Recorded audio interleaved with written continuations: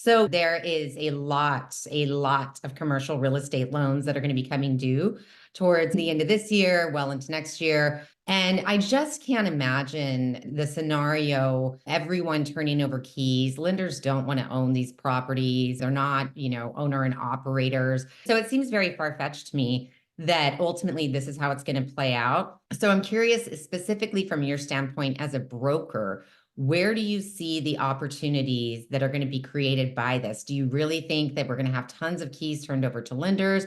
Do you think that is exactly where the opportunity lies, that brokers will be kind of that step right in between, basically seller turning keys over to a bank as opposed to selling? What are your insights here? Well, it's loosening up a little bit, but I'll say that one of the big differences between this correction and corrections in the past has been that lender behavior has been very, very different. S&L crisis, banks went through 2 or 3 year foreclosure process, took title, hired brokers, sold the assets.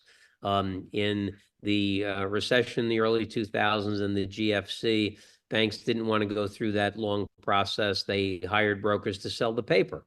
This time around, they've been playing things much closer to the vest, I think, because a lot of them are aware that there are a lot of issues on their balance sheets, but they don't necessarily want everybody to know that. So a lot of the transactions that we've heard, the principals have said, hey, the bank where I keep my deposits called me up and said, hey, you want to buy this one at a discount? And they're trying to make deals a little on the QT, although I will say more and more opportunities are coming to brokers now, but still only a fraction of what that level of activity has been in the past.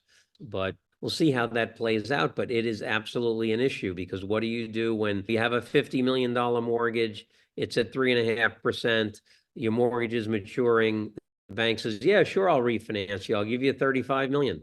And it's going to be at 7% or 7.5%. What do you do? If you don't have the 15 million to do the refi, then the writing's on the wall. But if you do have the 15 million, what a lot of my clients are struggling with today is, hey, do I put that fresh 15 million into this asset, or do I put that into a new asset?